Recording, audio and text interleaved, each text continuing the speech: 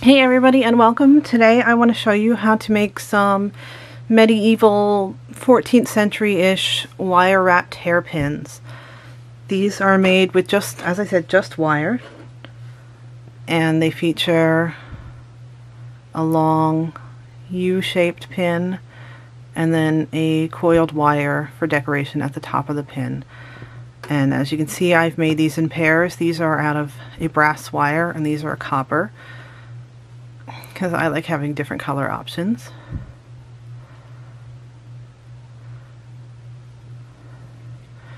And copper wire is much softer than brass, so as you can see, this one actually has a curve to it, and it's really easy to bend out of that curve. Hold on.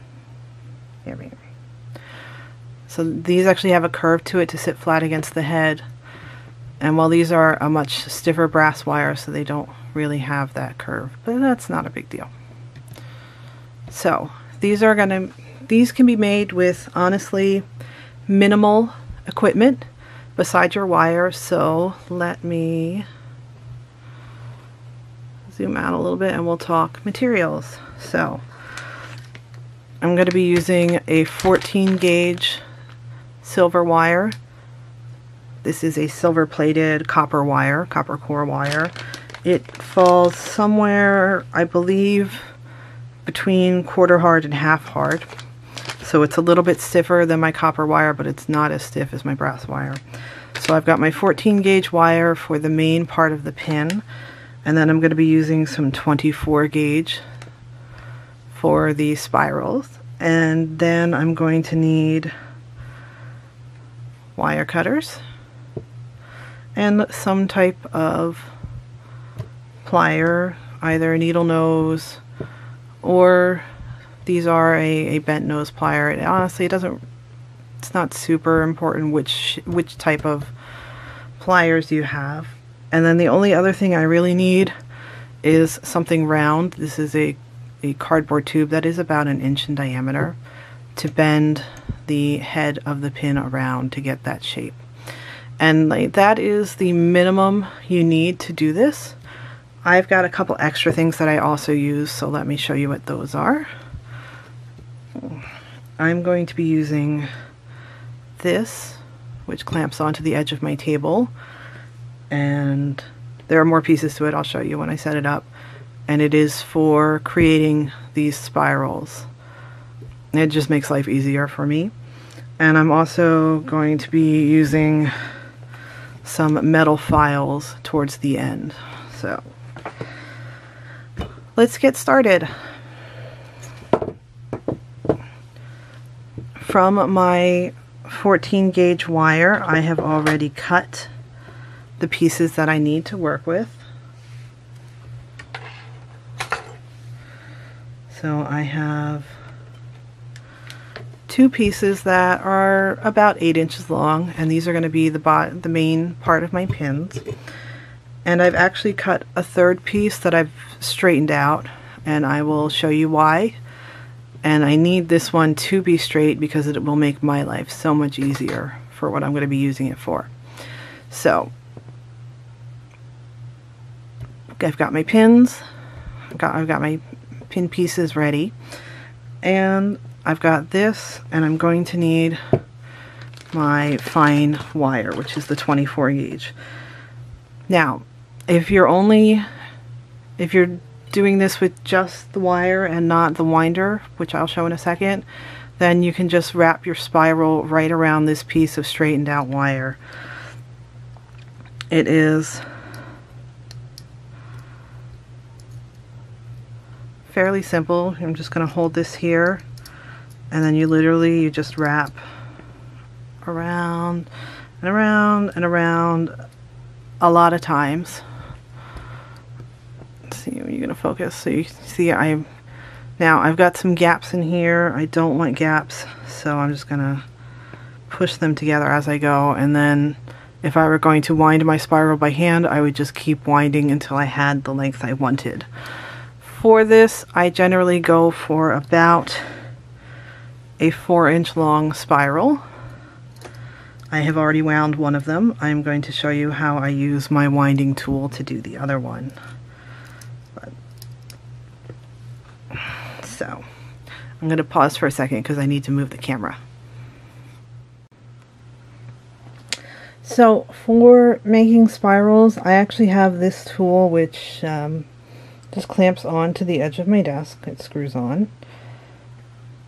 And as you can see, it's got these holes in it. And it came with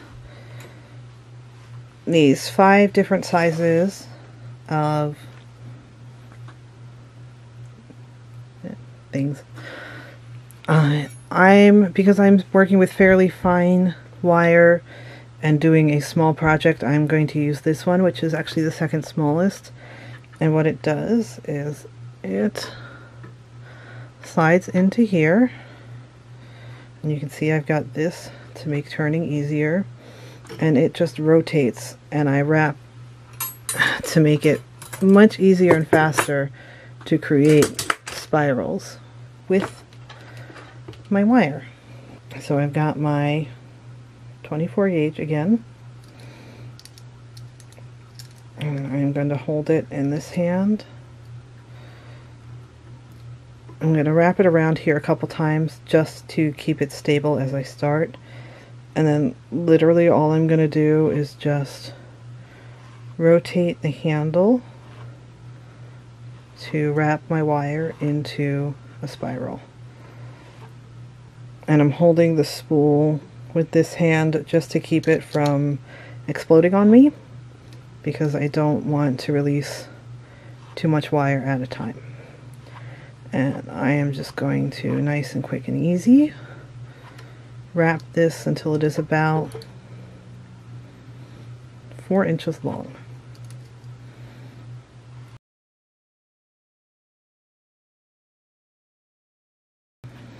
And as you can see, I'm occasionally getting some gaps in here, but I'm just going to push it back in.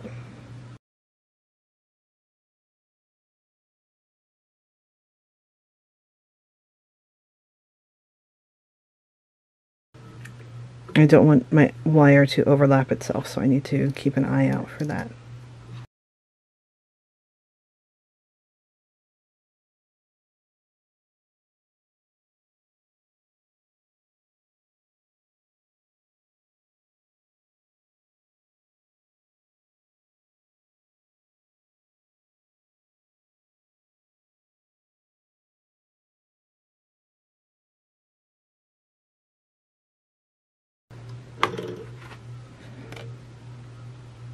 Alright, and that's about 4 inches long. So I'm just going to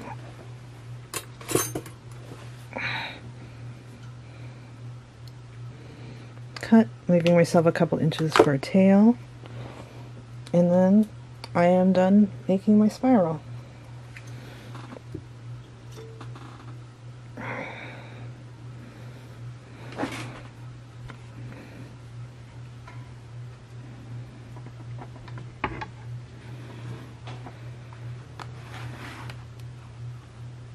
Come on, you gonna focus? You can focus on me.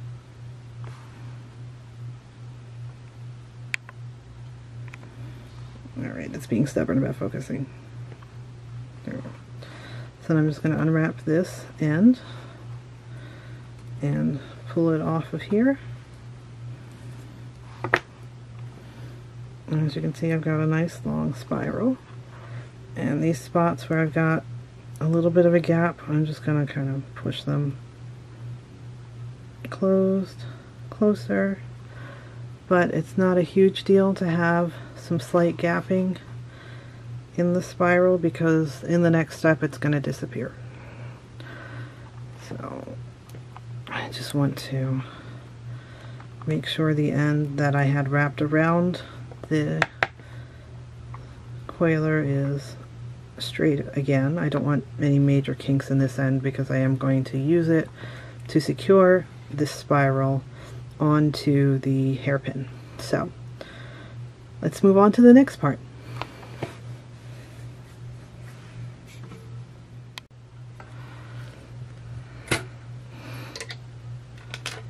Okay, so now that I've got my spiral wound, I'm gonna focus. You can see it's basically just a 4-inch long coil. It's not perfect. You can see I've got a little bit of gapping in a couple places, but once I wind it a second time, you're not even going to be able to tell those spots are there. So I'm going to go back to this piece, and I want to wind around my straightened piece because it is the same gauge as my pin pieces. So this is very important that the spiral wrap be the same gauge as this, because it'll make it way easier. So what I'm going to do is I'm going to take my end and I'm going to wind it just a couple times to give me a little bit of an anchor to hold on to. So as you can see, I'm wound around my wire, and then this is hanging loose. So I'm gonna hold that with my thumb and just start spiraling this. And it's gonna want to spring a little bit, but once you start it, it will also begin to hold its shape too. So I'm just going to keep winding this. I'm not even pulling on it, I'm just wrapping it. And just that act opens up my spirals.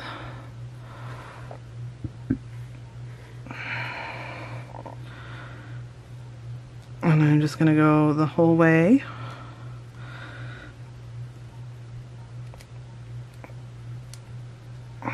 Now again, it is a spring, so especially as you get towards the end, it's going to want to try and escape. But I'm just going to hold on to it, and then I'm going to wrap my other end a few times around my wire as well. And I generally go for, you're going to focus, there we go, 4 or 5 wraps at either end.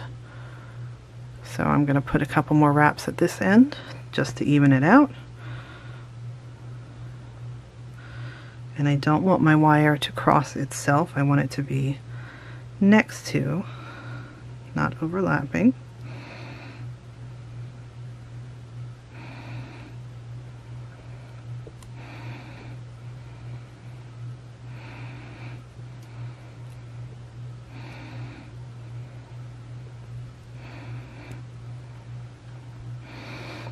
And as you can see, I've got my spiral. I can, if I want to, just twist it a little bit more. But for now, I'm just going to slide it right off of here. And as you can see, it stays in its coiled spiral form. So the next thing to do, so I'm going to do the same thing with my other spiral, my other coil, so that I have 2 of these. And the next is I'm going to shape the pins. So set my straight one away. And all I'm going to do is, wrapping around the center, I just want to round off the end of this and get a nice even curve on this side. I'm using a cardboard tube that's about a 1 inch in diameter. My other ones were made with a slightly larger tube, but I couldn't find that. Basically, you just want to use something that's in the 1 to maybe 1 1/4 or a little bit more inch range, because you don't want these to be too wide. Unless you have really thick hair and really wide braids, I find it looks nicer if these are narrower than the braids they're put into. So, alright, so I've got this end rounded off. My ends are touching over here, but I don't want them to touch. I want them to be parallel. And what I'm actually going to do is I'm going to go a little bit further with my circular end, and then I'm just going to bend back evenly there, and then from what I've seen of actual extant hairpins, they tend to just have straight arms. They don't have a lot of curves or the waviness that you see in modern really big hairpins. So I'm not putting those in here, but you can if it makes it stay better in your hair, honestly. Just because the examples we still have don't have that doesn't mean women didn't do that themselves or have their pins made that way. It really depends on your hair and how well it stays in your hair. So this is the basic shape of the hairpin without the spiral put on it yet. And I'm going to bend my second one the exact same way. And then because I've already got, so actually I'm gonna trim off my little excess ends here first. I'm just gonna, come on, just gonna clip that off. Now I've still got a little bit of a point sticking out there, but I'm going to squeeze that in with my pliers. I'm gonna cut off this side as well. And now the reason why I coiled this around the same, this straightened piece of wire that is the same gauge, is because these are already the right size to get laced onto my pin, and I don't need to tighten them significantly. So I am just going to slide my spiral on and get it up to the top.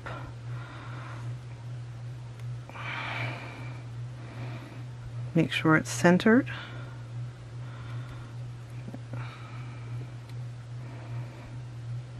You can spread it out a little bit if I want.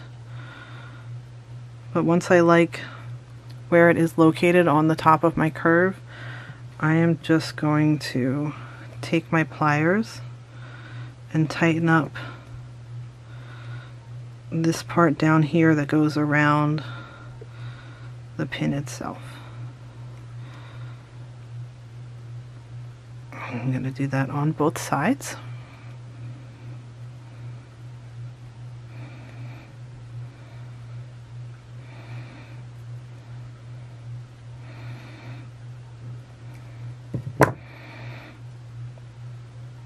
And as you can see, it's not super tight, so it still does wiggle a little bit, but it will, for the most part, keep it in place.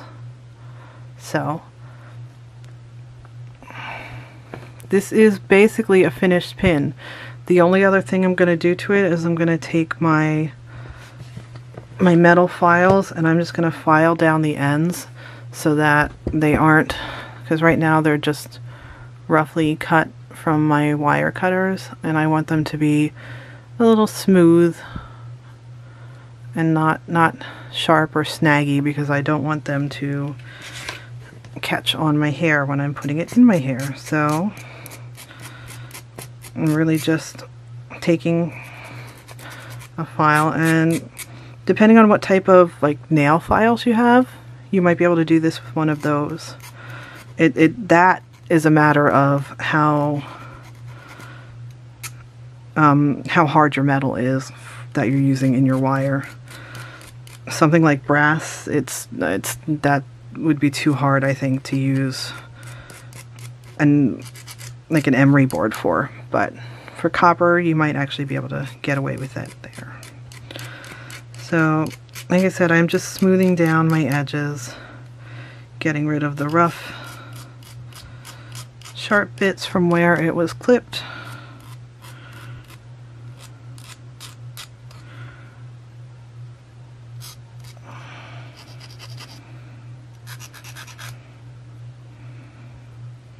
And there is one of my finished hairpins. So I'm going to make the other one to match. Right now it is flat this way, but if I wanted, I could just very gently give it a little bit of a curve. Since this is already a fairly stiff wire, I'm not super worried about hardening it further. But when I made my copper ones, since the copper is so soft, I did actually, you can see where I hammered these to try and harden it a little bit more. It wasn't entirely successful because, again, copper is a really soft wire. But honestly, having these a little soft makes it easier to, you know, weave them into hair as you're putting them in. So that is how you make these wire wrapped hairpins.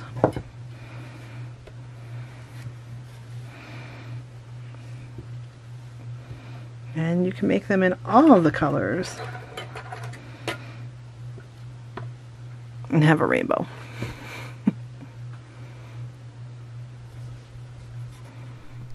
If you enjoyed this, please consider subscribing and liking this video. You can also check me out on Instagram, and if you want to give me a hand making more videos like this, check out my Ko-fi, which is also linked in the description below. Thanks again, and bye!